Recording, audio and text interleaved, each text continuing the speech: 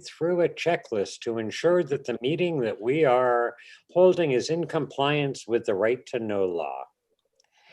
As chair of the Recovery Monument Commission, I find that due to the state of emergency declared by the governor as a result of the COVID-19 pandemic, and in accordance with the governor's emergency order number 12, pursuant to Executive Order 2020-04 and its extensions, this public body is authorized to meet electronically. Please note that there is no physical location to observe and listen contemporaneously to this meeting, which was authorized pursuant to the governor's emergency order. In accordance with the emergency order, I am confirming that 1, we are providing public access to the meeting by telephone, with additional access possible by video and other electronic means. We're utilizing Zoom for this electronic meeting. All members of the committee and selective legislative staff have the ability to communicate contemporaneously in this meeting through this platform, and the public has access to contemporaneously watch and/or listen to the meeting on Zoom, YouTube, etc., and via phone by following the directions and links provided on the General Court website. We have provided public notice of the necessary information for accessing the meeting in the Senate calendar. Sorry, that was number 2. Now, number 3, we are providing a mechanism for the public to alert the public body during the meeting if there are problems with access. If anyone has a problem, please email remotesenate, one word, at leg.state.nh.us or call 603-271-3043. In the event the public is unable to access the meeting, the meeting is unable to access, the meeting will be adjourned and rescheduled. Please note that all votes taken during this meeting shall be done by roll call vote. Finally, let's start the meeting by taking a roll call attendance. When each member states their presence, please also state where you are and if anyone else is in the room with you during this meeting, which is required under the right to know law. And I do not have a copy of the roll call. Amanda, do you? I believe I do. Okay, if you could, and welcome Senator Waters. You came in during that lengthy speech. Thank you, Mr. Chairman. So I guess in no particular order, Heather Blumenfeld, Kathy Moda, Jenny Lazare. I am present. I am in my Nashua residence alone. Doug Griffin, Jake Berry, Keith Howard. I am present. I am in my Northfield residence with my daughter downstairs paying no attention to me whatsoever. Cynthia Wood. I am present. I'm in Hampstead, New Hampshire with my little puppy. Shannon Quinn. Amanda Bolden present. Just me and 2 dogs and a very large cat. Nicole Klein Knight. Oh, she just showed up. Nicole, I just called your name in the roll. Thank you. Present. I've got 2 dogs and a in another room. David Waters. I am present in Dover, alone in this room. Sue Ellen Samuel. Present in Londonderry, and I'm alone. And that's it.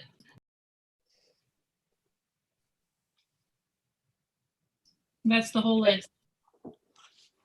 Thank you. Now, Do we need to have each of the folks who is going to be speaking today identify themselves in the same way as? No, they don't have to until they're actually up and speaking, and then they can say their name for the record. Okay. That's Yeah, it. Mr. Chairman, if I may, I didn't get a chance to send you a note earlier, but if Phil Spagnuolo could speak towards the beginning, it would help with his work schedule. Sure. Is Phil going to be joining us shortly? He's in right now. I can turn him over to a panelist right now. Oh, that'd be great. Well, he's just one of the, he's one of the people speaking. So however you want to do that, Mr. Chairman, in the order of business. Yeah, I would like to make life as easy as possible for people who are giving up their time to come and speak to us. So, Phil, are you there?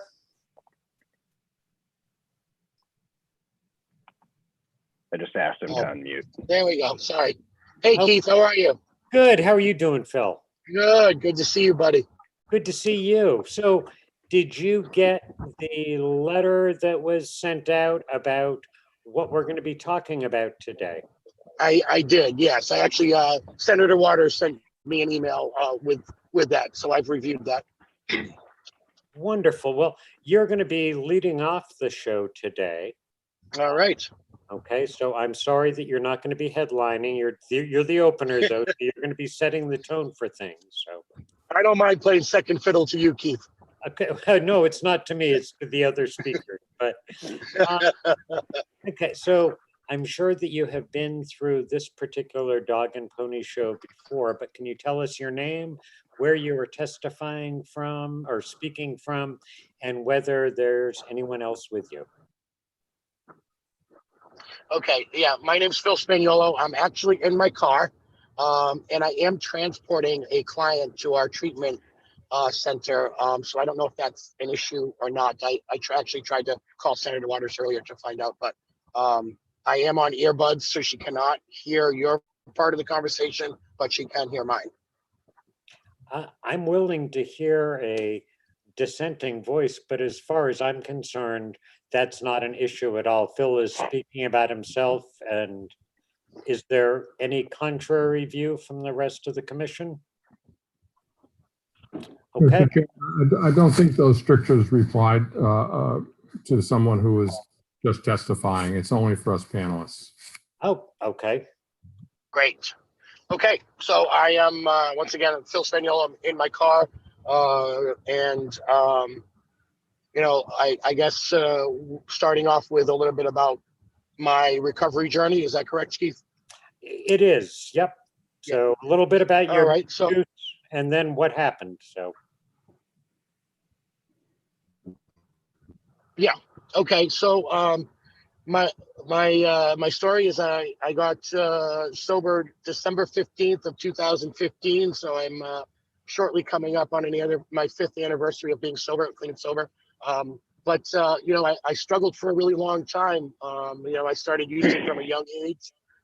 You know, I now know that it was trying to deal with some anxiety and other issues that I had, and I began self-medicating, and it worked for quite a while. You know, I didn't have the other tools to know that there was other ways of dealing with those things. But I found something that worked, and I stuck with it. And you know, lots of consequences along the way. You know, I got a DWI when I was 18 years old. That was really the first real consequence of my using. But the consequences got bigger as my use increased, and you know, I ended up in jail a few times. You know, I struggled to maintain any kind of relationships, whether it was with my family or with a significant other. I was never able to stay well enough to be able to maintain those relationships. And so the day came, December 14th of 2015, I was arrested again. I was sent to jail again. I was on probation at the time, all of those things, and I was desperate for help. I had started looking for help prior to being arrested again that time, but it was really in short supply. I did not have insurance, and I really struggled. And so anyways, someone intervened on my behalf, and it would happen to be the Lawrence Police Department and their task force, and I was arrested. And I was sent to the Billerica House of Corrections, awaiting to get in front of a judge and for him to decide whether or not they were going to send me to state prison for 3 to 5 years, which was my original sentence that I was on probation for. And I got lucky that day that I ended up in court after sitting in the Billerica House of Corrections for 65 days. I finally got to court, and I told the judge that I really just wanted help. I wanted to fix what was going on. I was desperate enough at that time to take whatever that looked like, whether it was going to prison or whether I was going to be able to find some help on the outside. And so I was let out, and I sought out services. I got on Medicaid for the first time in my life. It was luckily enough during when Medicaid expansion had happened, and I was able to get a therapist and a psychiatrist and a primary care doctor and all of the things that I needed. And I started attending self-help groups and all of those other things that I knew that had worked for other people. And, then I got involved in some community things, and I helped to start a community recovery center in Laconia. I was on the board of directors, and for the first time in my life, I felt like I had a sense of purpose.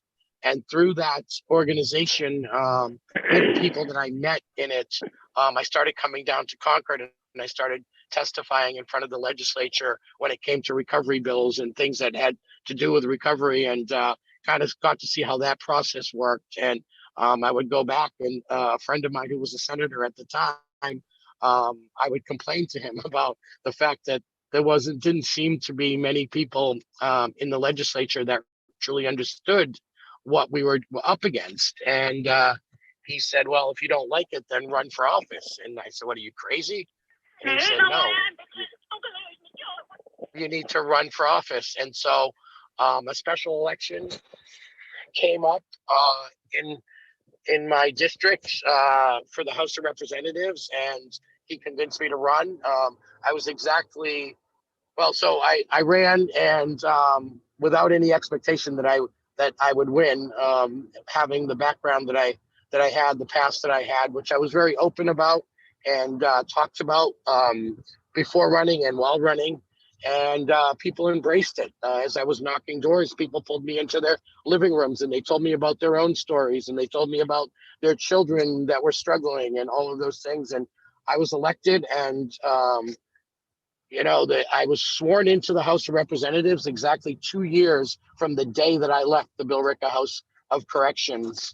And it was, it was kind of instrumental in my recovery journey to then, I served on the Health and Human Services Committee during the new Medicaid expansion fights.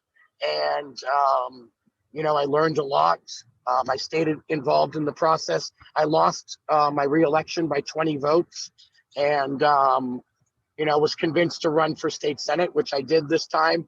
I was unsuccessfully, but a lot of things came out of that were fantastic. It opened up a whole line of conversations with people and the general public about recovery and about people in recovery and about my own recovery journey.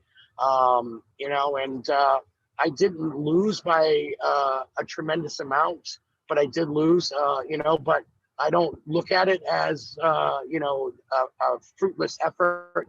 Like I said, I had people reaching out to me by phone and by email and writing me letters about how I inspired them in their own recovery journey. And for me, that's more valuable than having won the Senate seat. And so I continue to be involved in this process. I work for a treatment provider. I own sober houses now. And, I'm really involved in this process with people on a daily basis. And, I'm grateful for the opportunities that I've been given.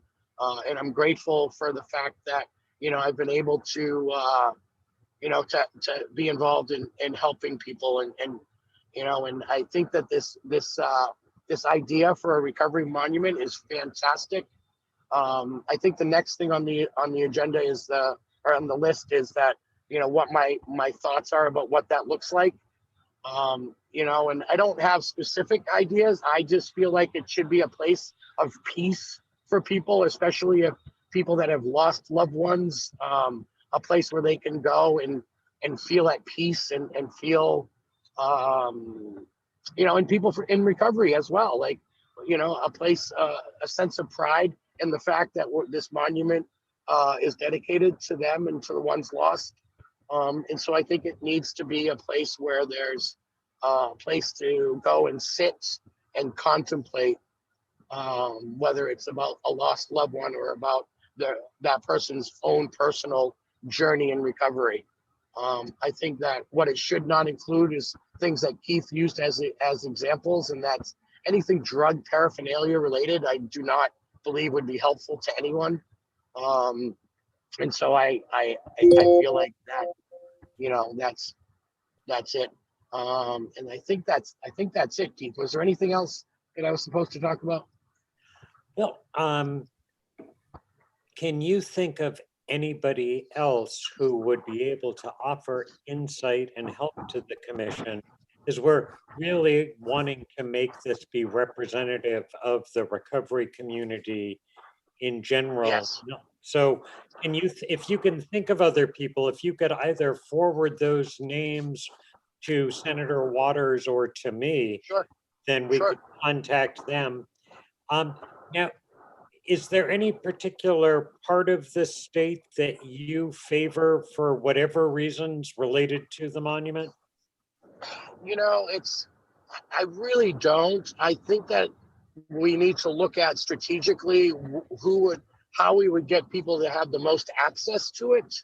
But I don't really know what part of the state that really would be. I guess centrally located is the best I can give you for an answer on that. But I also believe it needs to be in a place where it's going to be somewhat quiet and peaceful. I think that for me, that's the one thing that keeps coming back to me is like, this needs to be a place where people can go and heal and get some peace while they're there.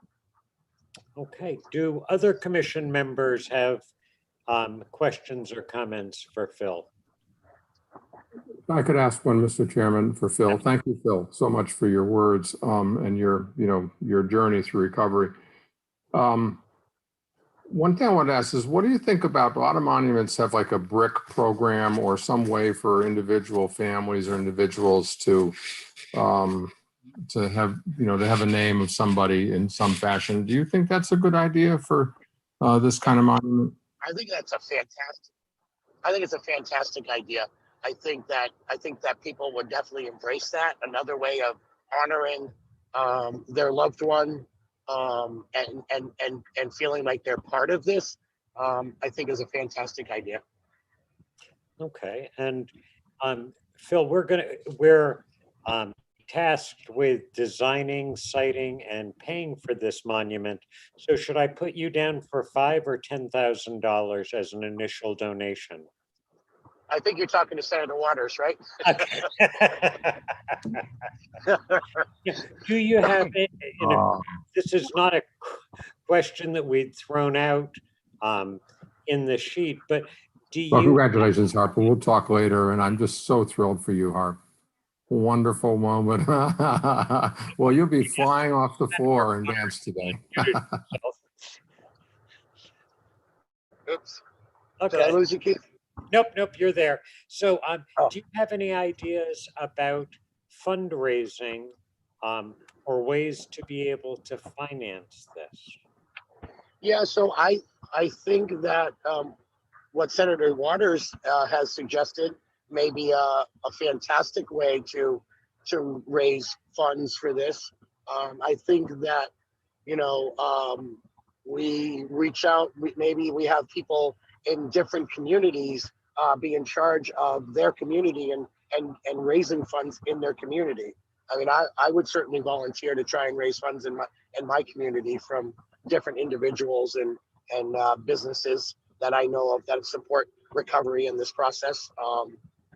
You know, I think that, you know, if we have people that are connected to their communities that are willing to do that, running a Senate campaign, I learned all kinds of creative ways to raise money. So, which I was very adverse to at first, but now I'm pretty skilled at. So, Okay, then we will absolutely keep you in the loop on this. Thank you, Phil. Are there any yeah, other questions for Phil Spagnuolo? No, well, thank you very much for your time, Phil, and thank absolutely, you for Keith. being who you are. So, Thank you. I appreciate everything that you do, and anything I can do moving forward, please lean on me. we absolutely will. I love this idea. Perfect. Thanks so much, and drive safely. All right, my friends, take care. Okay, bye-bye. Bye. Okay, is there any comment or discussion about what we heard from Phil?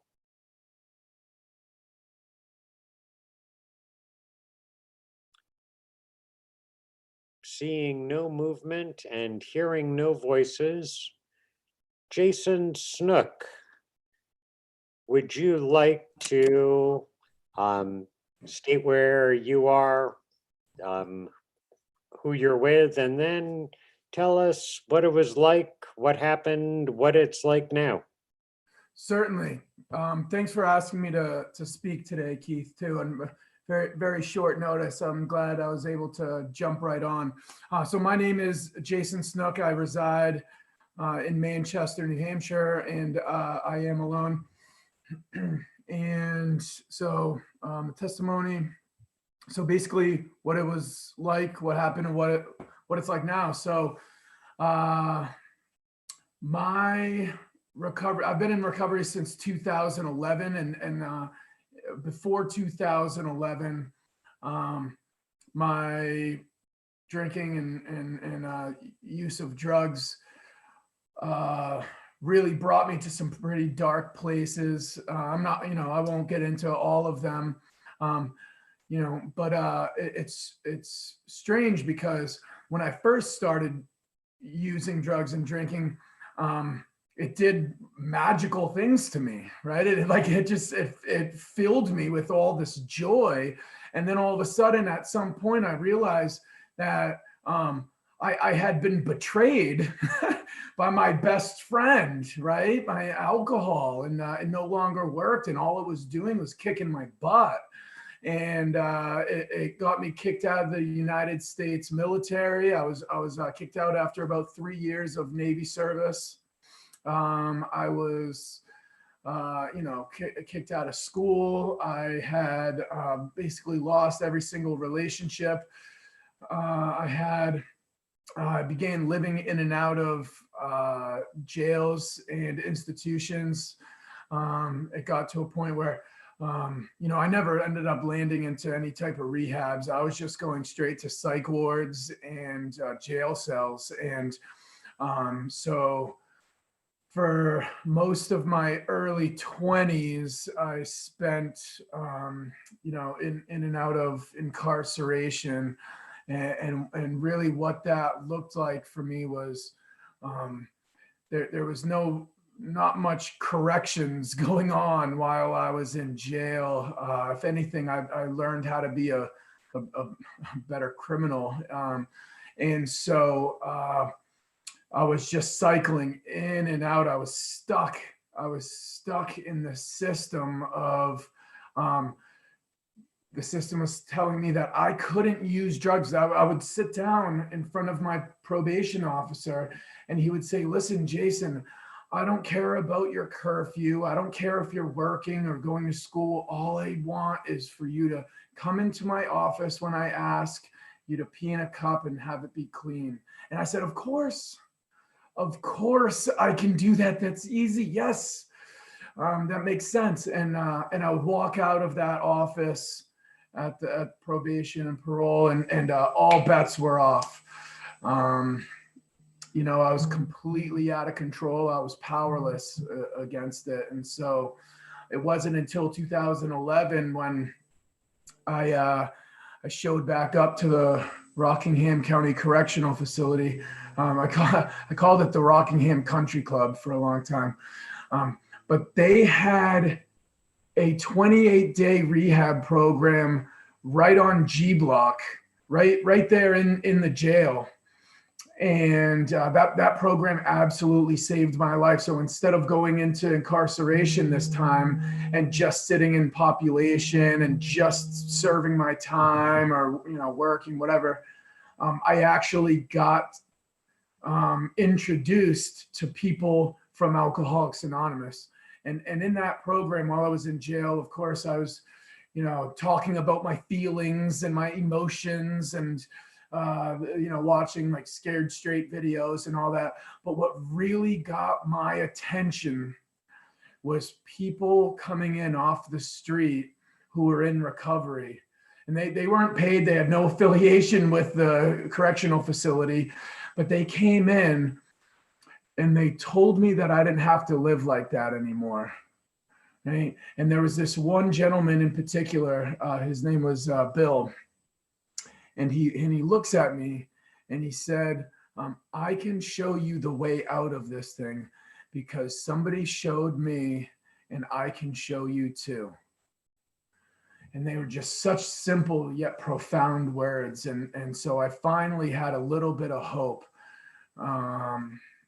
And so from that treatment in G Block, I ended up, instead of getting out of that jail that time and just picking up the same old playmates on the same old playground, I started hanging around with people from the 12-step community, and they really kind of wrapped their arms right around me. And as a result, I was a person who had, very little to my name. I had no car, no license, no job. I was completely unemployable. I had, this long record, this criminal record, and really no relationships. I had nothing, and I got myself enrolled into school, and I ended up, getting a master's degree after about 5 years of being sober and being in school. Became a building manager. I got my license back. I got a car. I got all these things, and I created this beautiful career for myself. And I didn't, I definitely had to jump over a bunch of hurdles because of that past criminal record, because it definitely followed me around for a while. But, I look at it as I wasn't a bad person trying to be good. I was just a sick person trying to get well. And I had no idea how to do that, right? There was nobody sitting there like, hey, I have a way out, until I found the halls. So, I could go on and on, but I would love to talk about this monument. Did anybody have any questions or about my story or anything before I move on? No? Cool. So yeah, I actually. do. Oh yes. Hello. Hi, this is Representative Nicole Klein Knight. Hey, Nicole. I'm curious to pick your brain on what you think of or imagine when you see a monument for recovery. Do you see it as a place where people can go get resources, or do you see it as separate for people that have at a different stage in the recovery process? Sure. I think you're asking, this monument is going to be possibly tied into some type of recovery center. I know they're working on trying to open up a recovery center again in Concord. Is that what you were talking about? Like having actual physical people there and resources being able to share with them? Yeah. Well, when you imagine a recovery monument, what comes to mind? Do you imagine? Yeah. Where is it? Where is it placed? Is that a big part of what you want to see?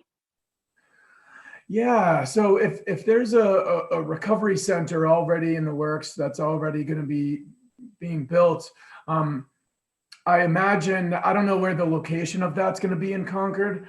It might be kind of tucked away from the mainstream crowd there. I imagine this monument being smack in the middle of a city such as Concord or Manchester, somewhere that's locally or centrally located. I would imagine it being in the face of everybody that's walking by, because addiction is in the face of each and every single person in this state, whether it's happening to you personally or by somebody that you know. I mean, every single person in this state is affected by substance use disorder in some shape or form. And so I think that it really should be centrally located. When I was thinking about, and mind you, Keith asked me this, well, I don't know what, 30 minutes ago, right before this meeting, to fill in for somebody. But in the short amount of time that I've been thinking about it, I imagine some type of statue. And I was thinking back, does everybody know the monument of the soldiers that are kind of holding each other up while the guy in front is sticking the flag down into the ground? Iwo Jima.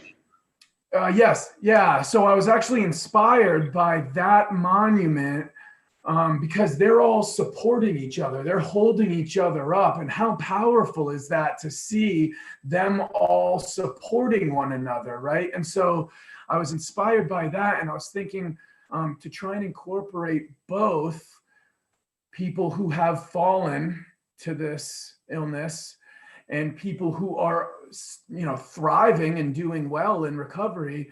What about a monument that has one person reaching their hand down and another person reaching their hand up, right? And they're grasping onto one another. Something in that regard, because how powerful is that of a symbol for people walking by to see that type of support that's happening in our recovery community. And even if they just see that and they go, I wonder, people are naturally going to be drawn to something like that. So it'll bring them in and they'll be able to read. And I Phil, I don't know if he's still on the call, but that feedback that he had is incredible. I love Phil. I've been following him for the last few years. So in terms of fundraising, I'm not, I'm an advocate, but I'm not in the fundraising fields. I don't write grants or anything. But if this is ethically sound, what about starting with reaching out to the people, the families who have lost loved ones, and saying, we are building this monument, and if you would like your name put on it, or the family member who has fallen to this illness, if you would like their name on it,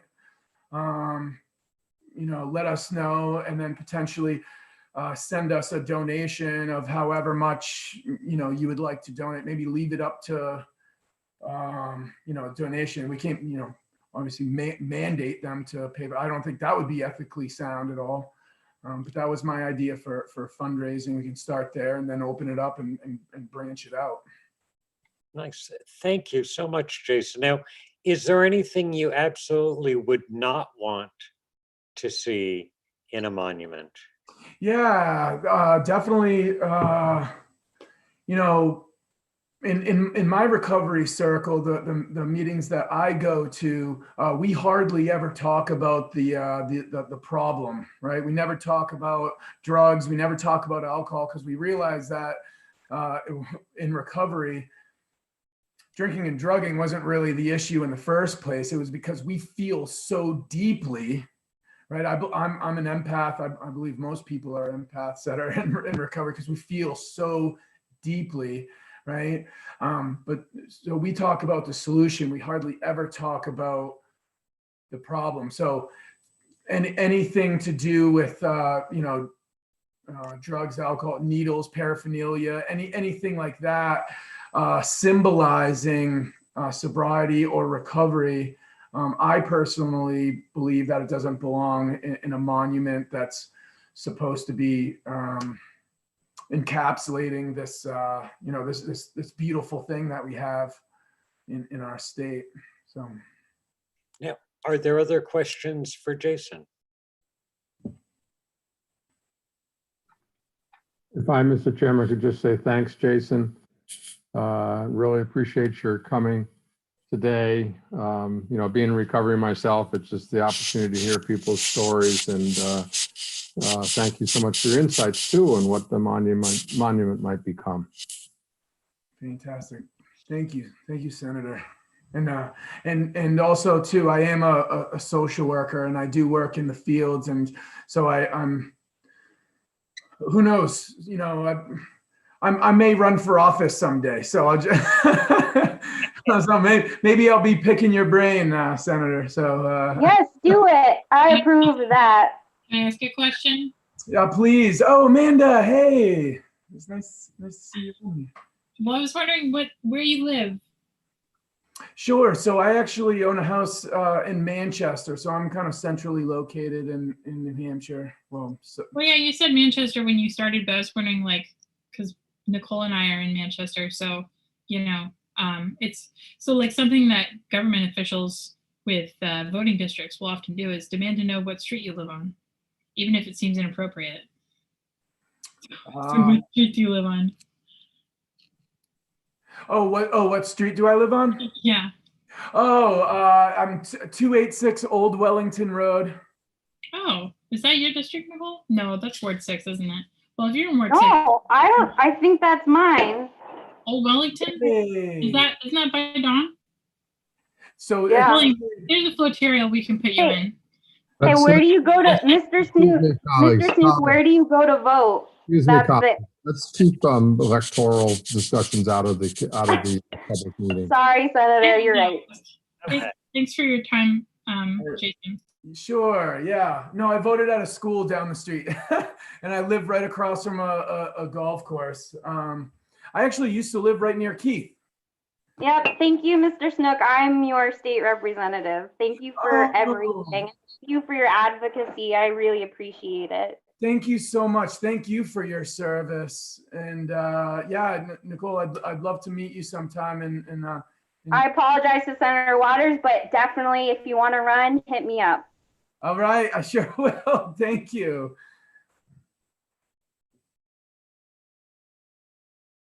Keith, you're muted. Any other questions or comments for Jason? Well, thank you very much, Jason. You were an excellent presenter of your truth, and I really appreciate you. So thank you very much. Thank you, Keith. And thank you, everybody, for allowing me to be here. Okay. So Andrew Warner. Hello. My name is. What's up? Lost your green screen that was blue. I figured out how to get rid of it just for you. Thank you for having me here. My name is Andrew Warner. I'm in Manchester in my house, and there's no one with me. My story is very much like a lot of the stories I heard before. I started drinking and smoking cigarettes and stealing and lying and manipulating as a young child. I was raised in a pretty great house, didn't see a lot of dysfunction or drinking or drug use. I just tended to go towards it, even as a young lad, always trying to escape how I felt at that given moment. That's pretty much a lot of my story, is just trying to escape. As a teenager, when I discovered drinking and marijuana and LSD and all those things, it was wonderful. I loved it. I immediately knew I was a drug addict from the very beginning. My best friend and I looked at each other, halfway through our first 12-pack and bag of weed and said, wow, this is what we're going to do for the rest of our lives. And that's was pretty accurate. It got pretty bad. The progression in my life was serious. It was straight A student, awesome football player, wrestler, probably going to college. I wanted to be a lawyer, and then it just did this 180, and I wanted nothing to do with school. Want nothing to do with anyone telling me what to do, and I didn't want anything to get in the way of me spending time with my friends and getting wasted. The progression was fast, and the fact that I went from, alcohol to marijuana to psychedelics to cocaine to heroin, very quickly. Within a couple of years of that, I was on the streets in Boston, experiencing homelessness. I was pretty out of my mind at that point from all the psychedelics and research chemicals I've been doing. It was the 90s and Boston was wild. And I did that for a long time. I never had control. I didn't like to share, and I didn't want to hang out with people. I wanted to kind of be by myself and use. I hit a lot of brick walls and went right through them. Divorce, deaths in the family, total isolation, homelessness, living in my car, going to rehabs, institutions. Not a lot of jail. I was pretty sneaky, I think. But I did end up finally finding the 12-step support. I tried to do it my way for quite a long time, and it didn't work. And then finally, I decided to just do things the way they're laid out in the 12-step programs. And at that point, things changed. The obsession was lifted. And since then, I've been working with folks that are struggling with substance use disorder going on 5 years now. It's been an amazing journey.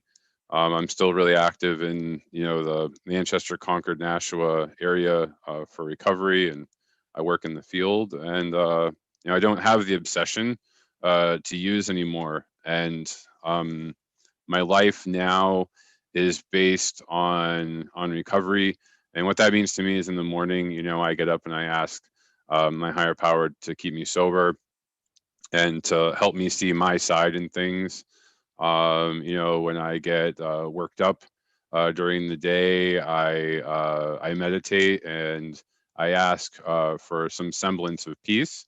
And then I can usually see the answer is that I'm fearful of something. And so I can talk myself through that. And I walk through fear daily. I haven't seen it, a reason to pick up a drink or a drug in 2.5 years now. Haven't used opiates in over 10 years. And my life is really amazing. So that's kind of how it was before and during and after. I'm experiencing a freedom. Somehow I get this wisdom to do things that used to baffle me. And when not, I don't know what to do. I have a support network of folks that I can reach out to that can help me through that. I married a woman who's amazing. She's in long-term recovery herself. And it's been quite a journey. I am grateful recovering alcoholic drug addict in that I am grateful that I've gone through this life that I have. And I'm really grateful for what I have now. So that's about all I got for that. And my timer says it's been 5 minutes. Perfect. So when you think about a monument that honors people in recovery and memorializes people who have been lost to addiction, what kind of thoughts do you have about that, Andrew? Yeah, well, I mean, most of our monuments in America, unfortunately, are to war. So we monument. We like to commemorate, those that have fought before us, and I think that's important. There definitely has been a war on humanity in the form of drugs and drinking. I know what I wouldn't like to see, I guess. I really do. I'm a huge fan of the Vietnam War Memorial. I'm a huge fan of having the names of people, commemorated. because they still exist. You know, they're not gone. I've lost so many friends to this disease. It's insane, you know, and I'd like to see their names all there. I'd like it to be in a public place that people can get to. It'd be nice to have like a little roof or something where people could go and sit, you know. In my religious tradition, we like to light candles for people that have died. So I would like to be able to light candles and put them in a little place next to the names. But that's totally selfish because that's what I like to do. But I'm also a drug addict, so it makes sense. I think it'd be cool to have names and something we could actually do, whether it be like lighting candles or, you know, we had a really powerful memorial for folks that had died from opiates in Cambridge when I was working at the Needle Exchange. And what we did is we had people read the names of their friends that had died, and then I had this bell, and I was just ringing this bell. You know, it might be cool to have like a little thing we could kind of intone and have the names of folks, or maybe we could like write letters to them and kind of put them into a thing. And then maybe once a year we go and we read those things, or, you know, I think that these traditions we have in other parts of the world really do serve a purpose. And I think it's good to be able to have times to commemorate and remember and feel connected with these folks. Those are really good ideas. Thank you, Andrew. Welcome. Other questions for Andrew?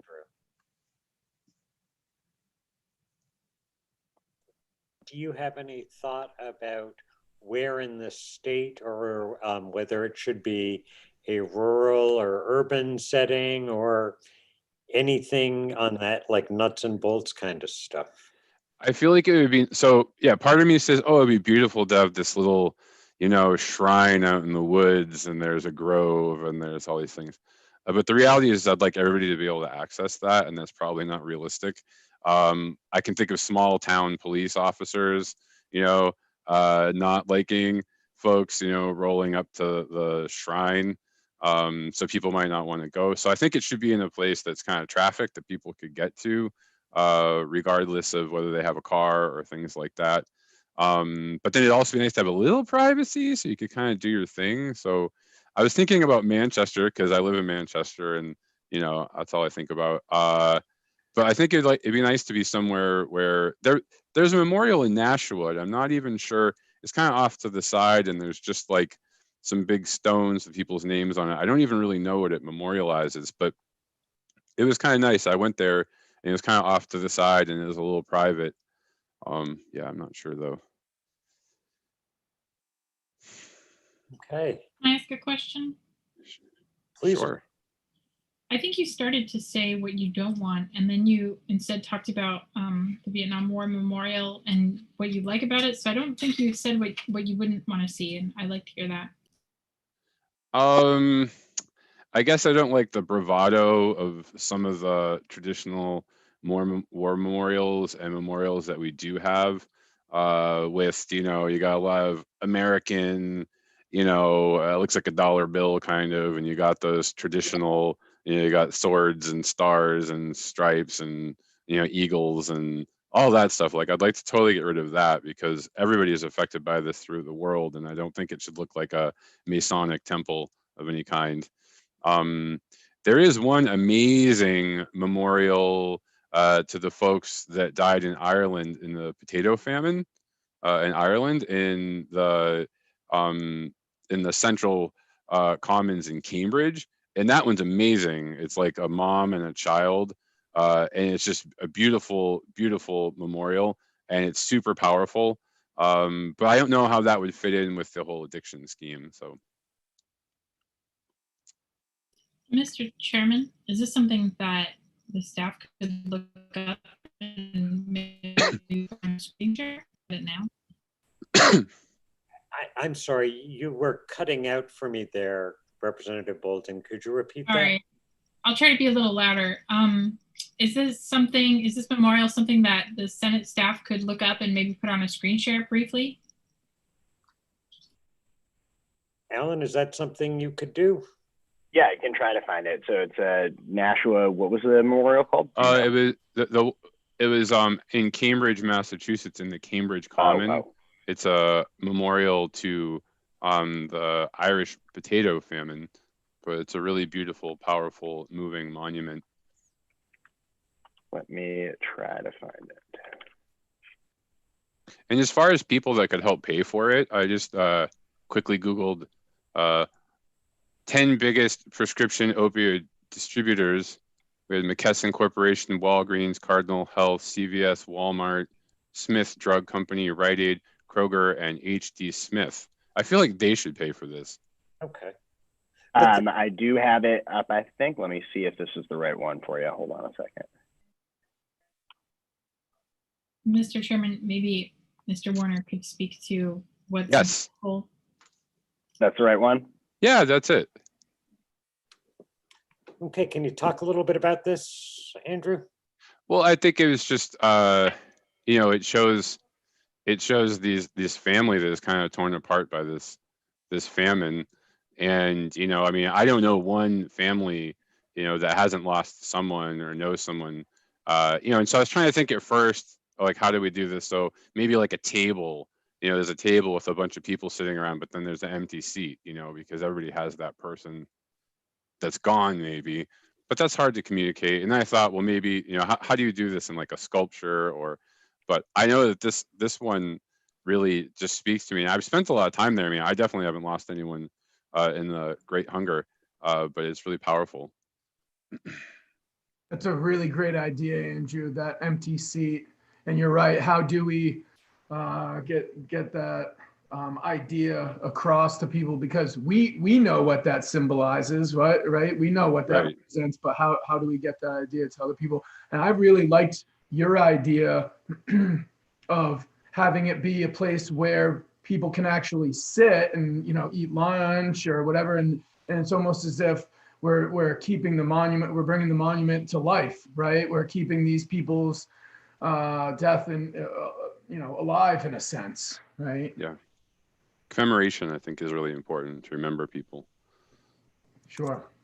Mr. Chairman, if I might comment, it's interesting in the figural sculpture that this is similar in some ways to the African burying ground one where the hands are reaching but not quite touching. And then also that notion of the Iwo Jima one where, you know, people's hands, and I think in general, just the notion of if we have something that's figural, meaning having, you know, people, that how is it that these kinds of gestures and sense of loss or connection and communication are achieved by a sculpture? And this is a great example. This is a great one to have a look at. And Andrew, thanks for your story, but thanks for bringing this one to our attention too. Great to be here. Okay. Any other questions for Andrew?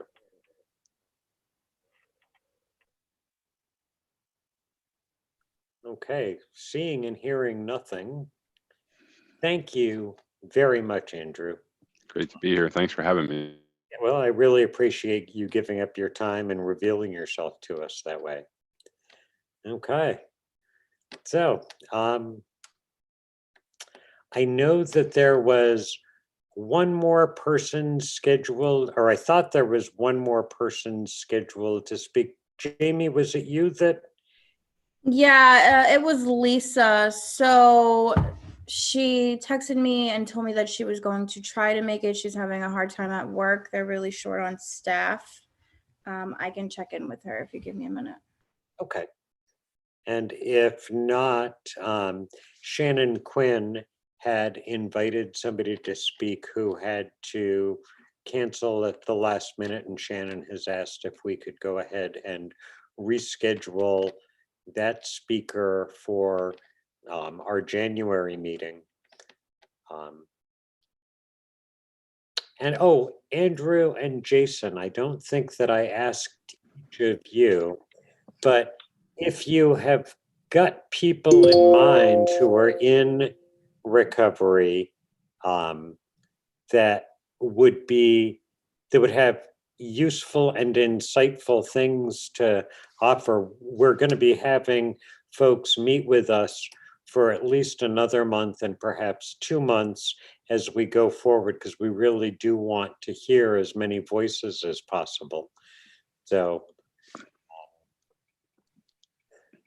So if you think of anybody, please either forward them to me or to Senator Waters or, okay, and I'm now having, Mr. Chair?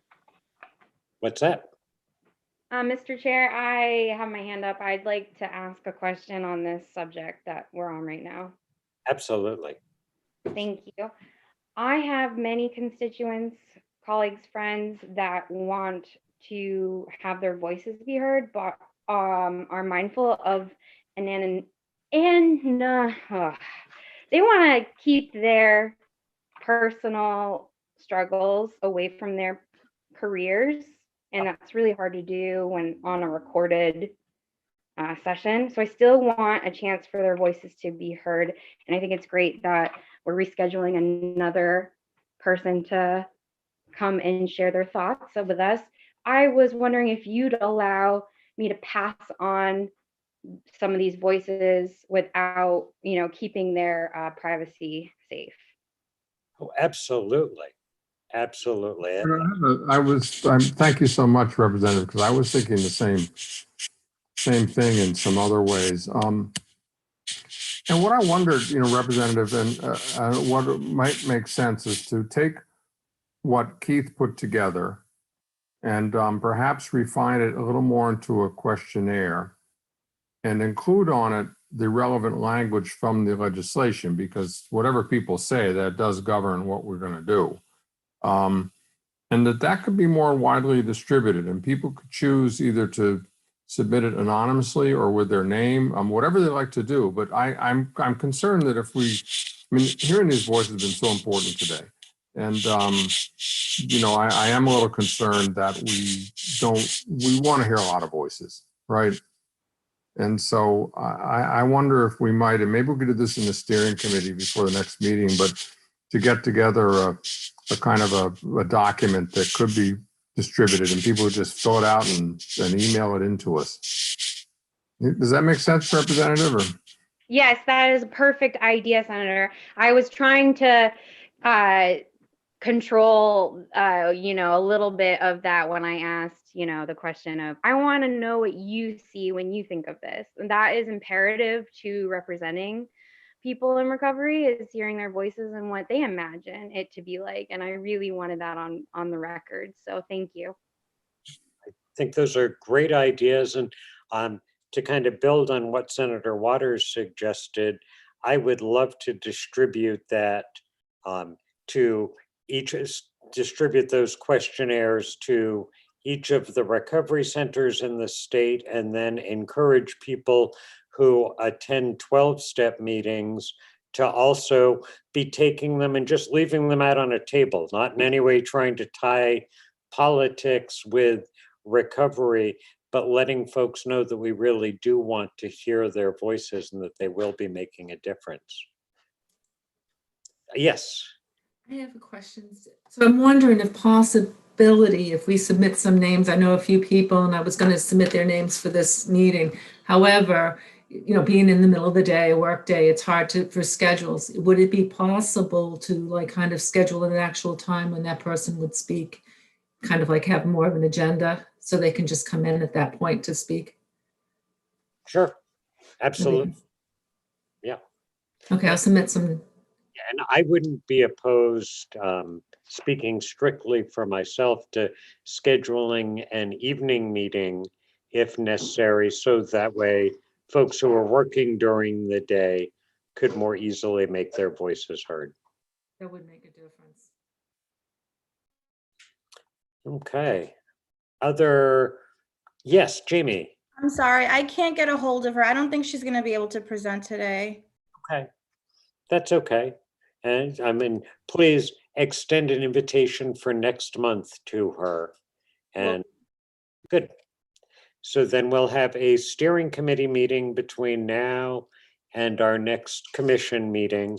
And either before that steering committee meeting or from that steering committee meeting, we will generate a simplified questionnaire that does ask specific yes, no, Likert scale questions, but also has room for folks to be able to elaborate And then we'll work on distributing that as widely as possible.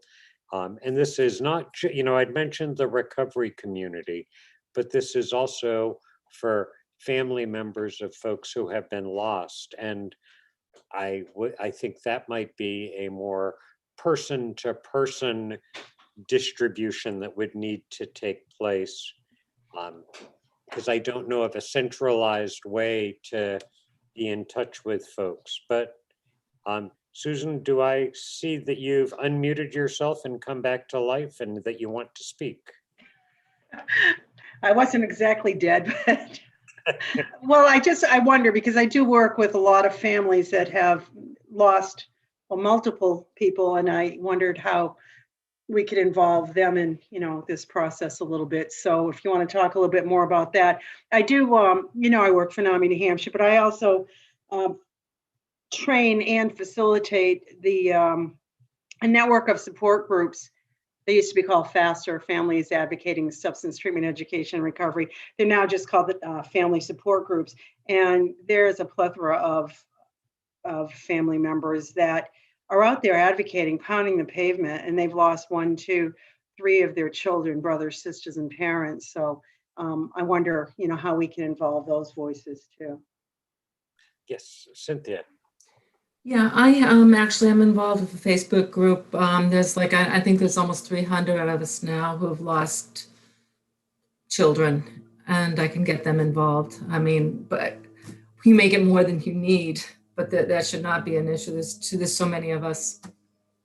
Can I jump in here and say, and then there is a lot of, memorializing of those that are lost, but there's also some joy for those heroes that are in recovery. And I want to remember that we're talking about that too, that we're saying recovery monument. And I know that there's been a lot of loss involved. My son is in recovery, and it's the most joyous thing that I can think of.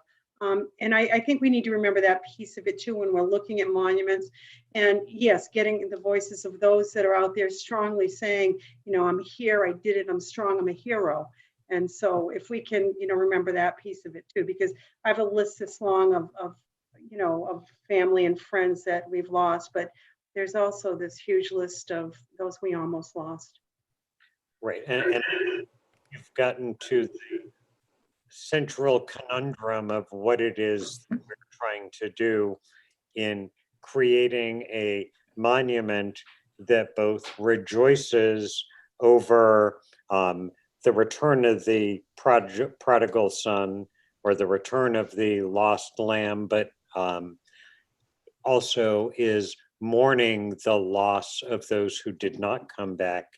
And that really is going to be an artistic challenge to be able to give that dual message.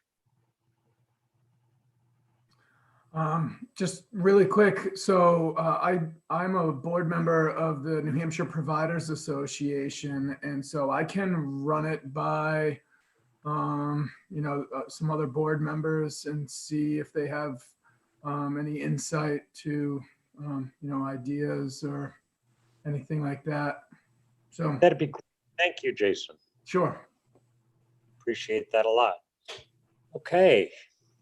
Mr. Chairman, if I may, so I think that this is so helpful, and that we probably can talk in a steering committee meeting about if we develop a kind of a questionnaire, but also what is our kind of communication strategy so that we can, kind of utilize the networks that are there, and also be communicating in that the message that this is for you. So we need you as part of this process. And I think that might affect the strategy of our next couple of meetings. I mean, I'd always thought we'd have a separate meeting that would be for families, right? Because I mean, that's the important part of the legislation, and so, but we, this is, I think we need to kind of think about a strategy about how we do the questionnaire, how we cast the net, how we get folks involved, and then how we set up our meetings in a kind of way that reflects that strategy, and who comes in when, and how do we do that. because, you know, we are not in a hurry, but I would like to think that we could, you know, have the voices come in the next couple of months, and then be able to start thinking, you know, from there, how do we proceed? Yep, and that sounds exactly right. That's the timeline that I think we've tentatively laid out, is a couple more months, and hearing as many voices as we can. And I think the idea of a questionnaire is a great way to distill down a lot of voices, because we can't hear from everybody. Like we've today heard from 3 people. If we hear from, you know, 7 people apiece for the next 2 months, that's not a representative sample of anything. So I think that casting our net as widely as possible makes perfect sense. So, okay. So are there any other questions or comments for either Andrew or Jason, although they're welcome to stay, just before we move on to what I suspect is going to be the closing business, but any questions for Andrew or Jason? No. Okay, thank you again, guys. Thank you so much. Good, so we want to have a steering committee meeting, and without objection, I would like to invite any member to come to that steering committee meeting. And I don't know that I have a date yet. Mr. Chairman, one caveat on that. Because we're a public body, we can't have, we can never have any, what would constitute a quorum at a steering committee meeting. So I think that we'd best be careful about how many people that are invited to it. Okay. I Okay. think if people wanted to communicate to you after this that they like to, then you could kind of keep a count. Okay. But that's just Yep. something, just one of those little details. Very much. I would hate to have to cancel a meeting because there were too many people there instead of too few. So if any, Sorry, Mr. Chair, yes. can you explain briefly to us what this steering committee is going to be responsible for, just so if anybody is interested and confused, that clears it up and they can reach out to you if they're interested in being involved? Sure. So I believe at our first meeting, we'd established a steering committee that consisted of Senator Waters, Representative Bolden, and myself, because Senator Waters is the co-chair, Representative Bolden is the, is secretary the term? Clerk, I guess, but whatever. Okay. So it's kind of, we sort of have an ad hoc agenda depending upon the needs going forward. So at this next meeting, it's been suggested that we focus on putting together a questionnaire and developing a strategy for being able to distribute and then collect that information and disperse it. So if you have an interest in being part of that meeting, please let me know. I'm thinking if we could set up a time. How would 2 weeks from now at 1 o'clock be for you, Senator Waters or Representative Bolden? I'm free. Yeah, that's just fine with me, Keith. And just to note too, that the steering committee also just the kind of nuts and bolts of putting together an agenda and making sure that the meeting gets noticed in the calendar, and if there's anybody to be invited, who invites them. So it's some are just nuts and bolts. And I do think that the steering committee shouldn't do anything that should be a decision of the commission. So that's just to let people know that this is not like you know, any policy or other kinds of matters, and everything should come to the commission for it's the decision-making body. Yes, yes. Thank you for that, Senator Waters. Perhaps one way to put it is maybe that the commission is decision-making and that the steering committee is more administrative, just fulfilling the desires of the commission. Yep. That is a good, Thank you, Chair, and thank you, Representative and Senator, for explaining to us the process. okay. So please, if you are interested, email me, and as long as we're in no danger of having a quorum of commission members at that meeting, then we will go forward with it. So are there other things that we need to do today? Mr. Chairman, do we have minutes to approve? Oh, were minutes sent out? Probably. That's something I would have done, but I don't remember that far back. Okay. Perhaps what we could do is, why don't we hold off and improve the minutes from the previous meeting and the minutes from this meeting together at the next meeting? Because, you know, I think because of the switch over of staffing and so on, that it's possible that Jen did not send the minutes out officially. Also, because of staffing shift, it's Cameron Lapine, who's the aide for myself, and Senator Perkins Polk will be taking over the staff communications for this commission. So that's whom you'll be hearing from. But let's put that off, and let's put the minutes off then until the next meeting. For what it's worth, I've been the one taking the minutes. I know I don't have my camera on, so it's maybe not obvious, but I've been taking the minutes and emailing them out myself. So if anyone received minutes, it would have come from my personal Gmail account. And I'm looking right now. Well, either way, you want, you know, so I'm glad to resend them if Cameron gets them, so we can work that out. But thank you so much, Amanda, because they're great minutes and appreciate what you do. Okay. Is there other business before the commission? After the commission? Beside the commission? I can go through a lot of prepositions here under the, okay, I'll stop. Thank you, Cynthia, for smiling at that. I am willing to entertain a motion to adjourn. So moved. Okay. And is there a second? That was Senator Waters who. And Amanda seconds it. Okay. Oh, do we need to have a roll call vote to adjourn? Yes, and why don't you just read across your screen, Chairman Howard, rather than roll. Okay, so Senator Waters, how do you vote on your proposal? Yes. Okay, Cynthia Wood.